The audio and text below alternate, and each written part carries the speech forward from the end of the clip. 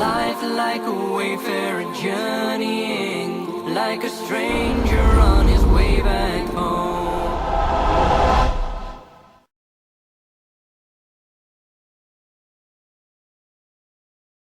ماشاءاللہ آپ بہت بڑا مجموعہ ہے، اکثر نوجوان ہیں۔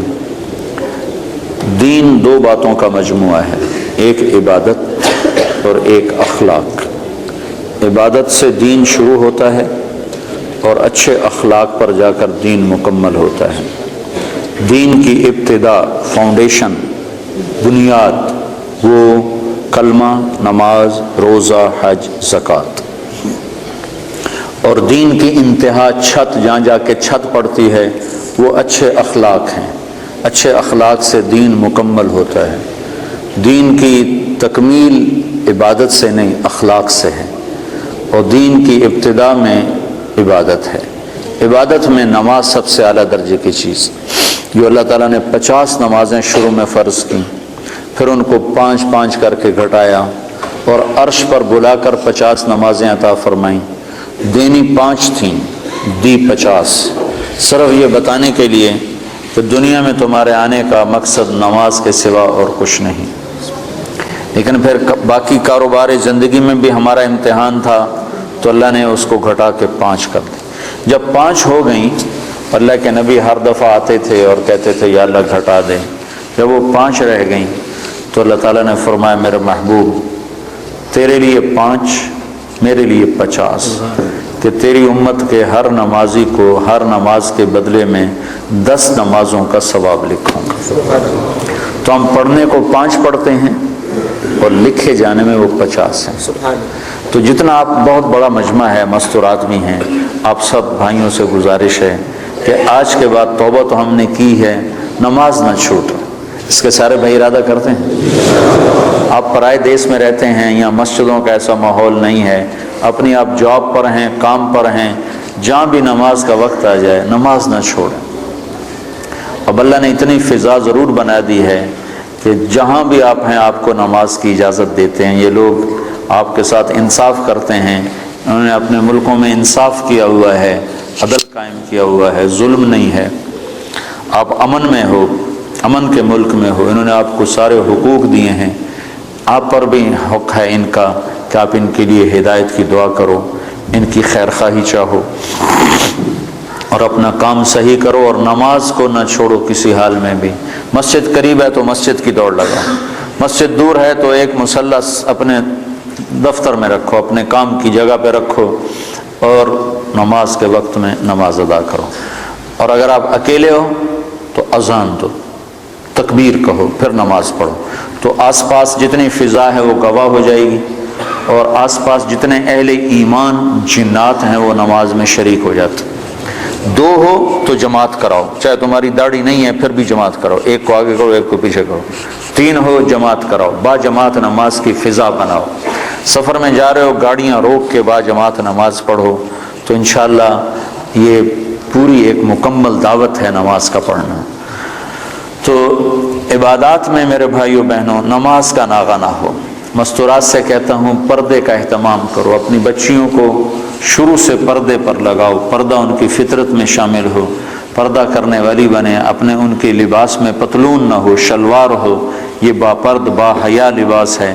عورت کے لیے پتلون، مرد کے لیے پتلون با حیا لباس نہیں ہے، تو عورت کے لیے کہاں سے ہوگا؟ تو اپنے بچوں کو، اپنی بچیوں کو اسلامی لباس کا عادی بناؤ، پیار سے محبت سے۔ یہاں سختی تو چلتی نہیں، اور سختی کہیں بھی نہیں چلتی، ہر جگہ پیار محبت سے ہی کام چلتا ہے۔ اللہ نے بھی پیار سے ہی ہمیں سمجھایا ہے اور پیار سے ہی ہمیں اپنی طرف بلایا ہے۔ کہیں کہیں اس نے انجام بتانے کے لیے بتا دیا کہ جہنم بھی ہے، ورنہ اللہ کا عام انداز پورے قرآن میں یا ایھا الذین آمنوا، کتنی عزت کے ساتھ اللہ ہمیں بلاتا ہے، اے ایمان والو، اے ایمان والو۔ تو دوسری چیز جو، تو نماز کی نیت کر لی سارے بھائیوں نے؟ قرآن کے لیے ضرور وقت نکالیں، تلاوت کے لیے کچھ وقت نکالا جائے۔ نہیں پڑھا ہوا تو تھوڑا تھوڑا کر کے، اب تو ہر جگہ مساجد ہیں، علماء ہیں، قراء ہیں، قرآن تھوڑا تھوڑا پڑھنا شروع کریں۔ سال میں 2 دفعہ قرآن ختم کرنا قرآن کا حق بنتا ہے، اور دل کی زندگی کے لیے قرآن سب سے بڑی غذا ہے۔ دل کو غذا نہ ملے تو مر جاتا ہے۔ تو دل کو روح کو قرآن کی غذا نہ ملے تو روح مر جاتی ہے، تو قرآن کی تلاوت کے لیے وقت نکالیں۔ اور دوسری چیز جو جس پر جا کر اسلام مکمل ہوتا ہے وہ اچھے اخلاق ہیں۔ اپنے اخلاق کو بلند کریں، اور سارے اخلاق کا خلاصہ 3 باتیں ہیں: تصل من قطعک وتعطی من حرمک وتعفو عن من ظلمک۔ جو توڑے اس سے جوڑو، جو محروم کرے عطا کرو، جو زیادتی کرے معاف کرو۔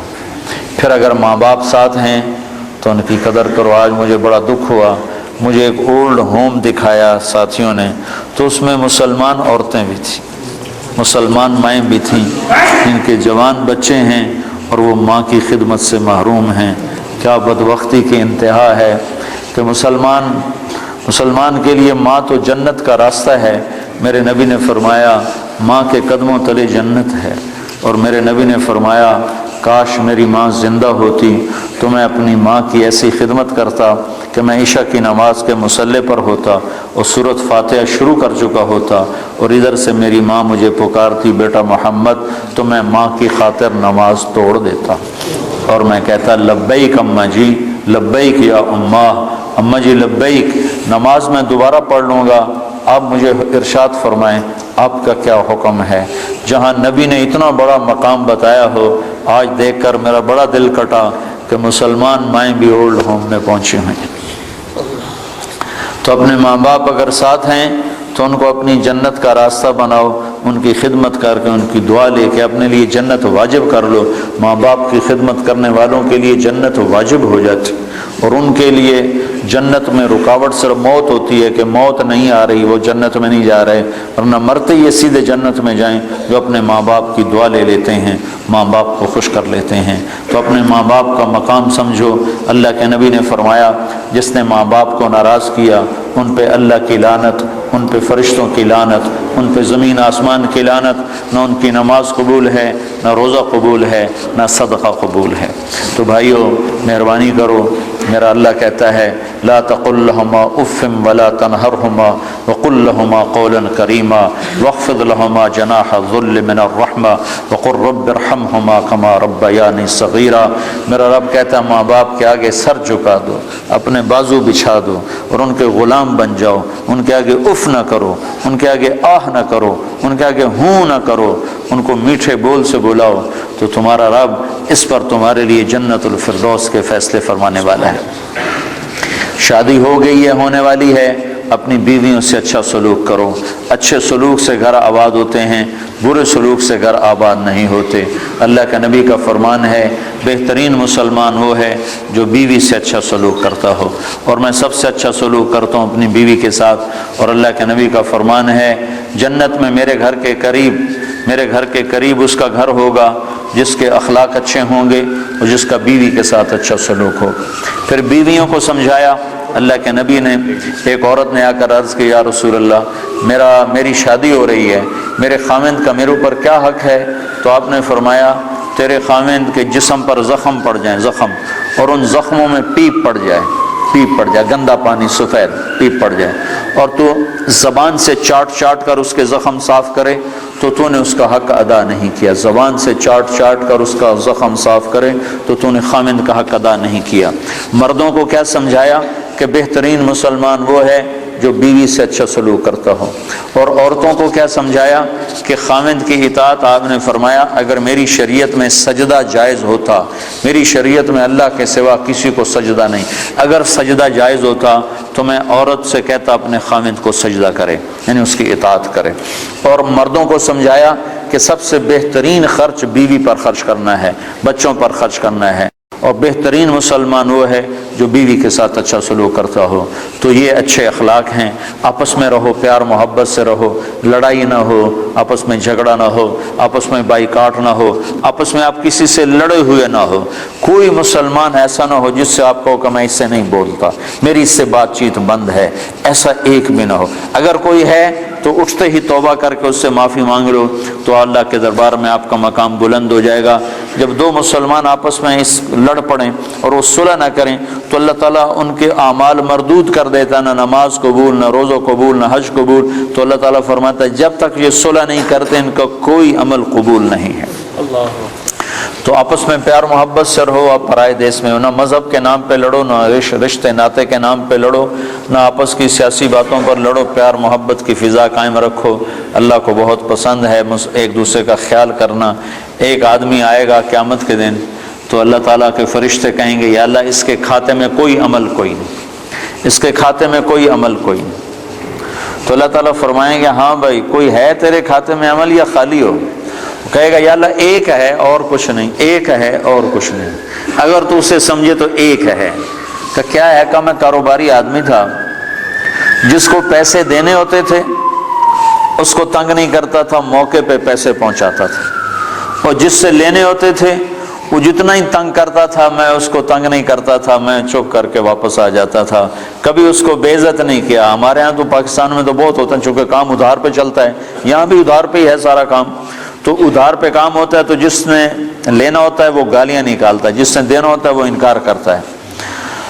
تو وہ کہنے لگا یا اللہ بس ایک ہی تھا میرا, جو نہیں دے سکتا تھا اس کو معاف کر دیتا تھا, جو پھیرے لگواتا تھا اس کے پھیرے لگا لیتا تھا, اس کو کہتا کوشن, اور جس کو دینا ہوتا تھا اس کو موقع پہ دیتا تھا. تو اللہ تعالیٰ کہیں گے تو نے تو میرے بندوں کا بڑا بھلا چاہا, تو آج میں تیرا بھلا کرتا ہوں, صرف اسی عمل پہ تیرے لیے جنت کا فیصلہ کرتا.